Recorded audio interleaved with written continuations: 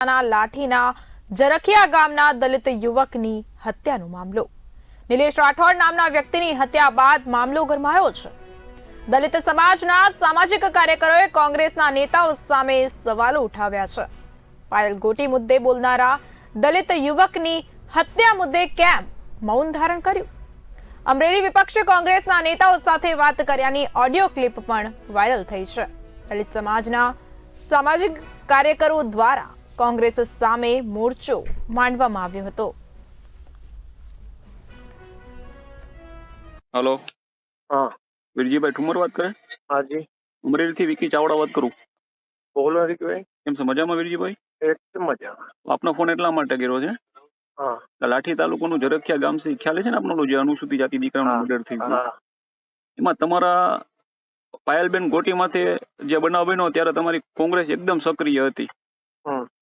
તમારા આ બેન છે જે જેનીબેન ઠુમર, પ્રતાપભાઈ દુધાત, પરેશભાઈ ધાનાણી, બધા એકદમ સક્રિય હતા, બરોબર? बराबर જયારે અનુસૂચિત જાતિના દીકરાનું મર્ડર થાય છે ત્યારે તમારા કોંગ્રેસ પાર્ટીના તમામ કાર્યકર્તાઓ એકદમ મૌન છે.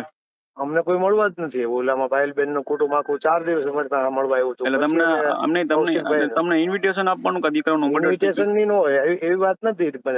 તમે તો કયો મળવા નથી આવ્યા. અમે ફોન કર્યો હતો એટલે એમને મદદ આ બધા કરે છે.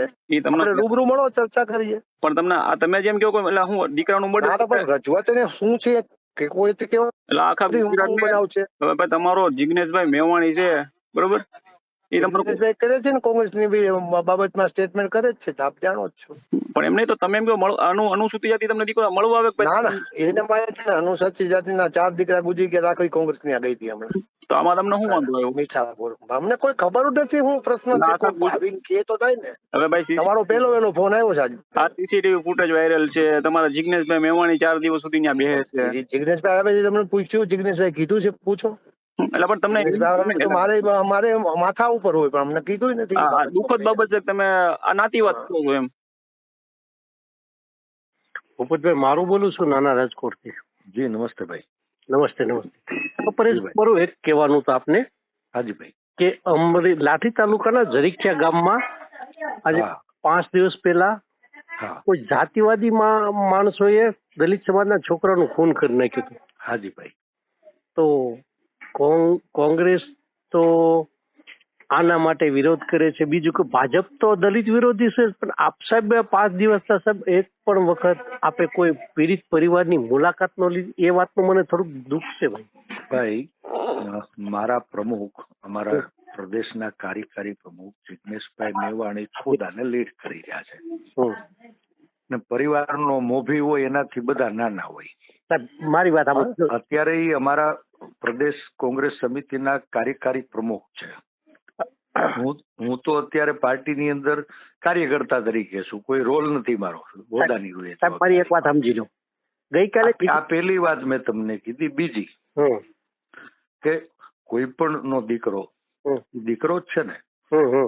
કોઈ ઓછો થાય તો એ ન પૂરી શકાય એવી ક્ષતિ કહેવાય ને એમાં બધાની સિમ્પથી સાથે જોડાય.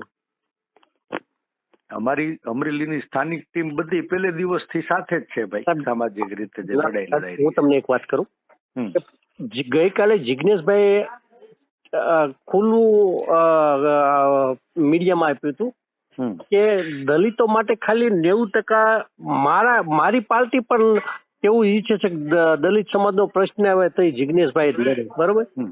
એમાં કોઈ નથી શક્તિસિંહ કોઈ ટ્વીટ કર્યું, પણ મને એ બાબતનું દુઃખ છે સાહેબ કે જયારે પાયલબેન ગોટી વખતે જયારે આપણી કોંગ્રેસની સરકાર, આપણે અમરેલી જિલ્લાના કાર્યકરો બધા ઉલ્લી તો દલિત સમાજના છોકરા માટે શા માટે ન્યાય માટે આજે પરેશભાઈ આજે એક વસ્તુ મારી વાત સાંભળો.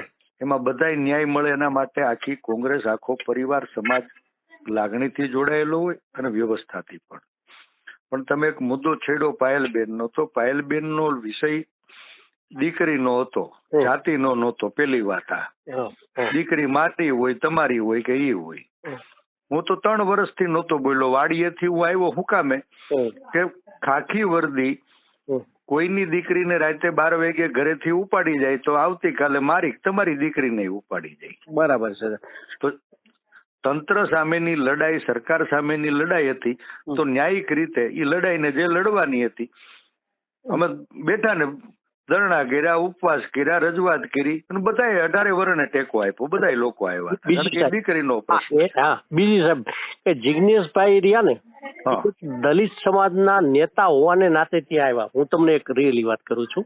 કોંગ્રેસ પક્ષના પ્રમુખ તરીકે નતા,